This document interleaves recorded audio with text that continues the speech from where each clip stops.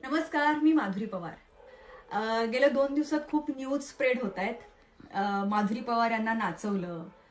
हिंगोलीच्या कार्यक्रमावरून बऱ्याच गोष्टी आत्ता खूप स्प्रेड होत आहेत आणि फार विचित्ररित्या स्प्रेड होत आहेत. तर माझी ही बाईट आहे ती प्रसार माध्यमांसाठी आहे. कारण माधुरी पवार हे नाव कुठल्याही स्टंटबाजीने आलेलं नाहीये आणि कुठल्याही पब्लिसिटीने आलेलं नाहीये. माधुरी पवार ही आजपर्यंत तिच्या कलेवर उभी राहिलेली आहे. तिचं साम्राज्य हे कलेनी तयार केलेलं आहे, जे माझ्या मागे पण तुम्ही बघताय. आणि जर तुम्हाला कळत नसेल तर एकदा जाऊन सर्च करा आणि मग तुम्हाला कळेल. महाराष्ट्राची पहिली अप्सरा हा किताब मी जिंकलेला आहे आणि मी जिंकून पुढे आलेली आहे. कुणासाठी ते दूषण लावायचं, कुणाला नाचवलं, कुणाला काय, हे तुम्ही प्रसार माध्यमांनी स्वतःहून ठरवलं, ठीक आहे.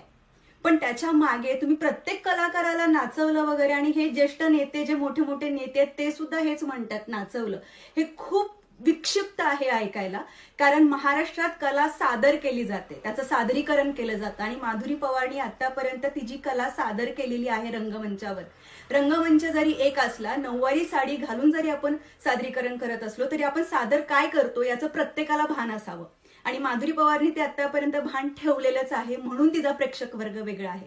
पण आज तुमच्या बातम्यांमुळं, तुमच्या प्रसार माध्यमांमुळं, टीव्हीवरती सगळीकडे तेच दाखवताय, नाचवलं नाचवलं नाचवलं. आणि हे पहिल्यांदा होतंय. आणि हे एक कलाकार म्हणून मला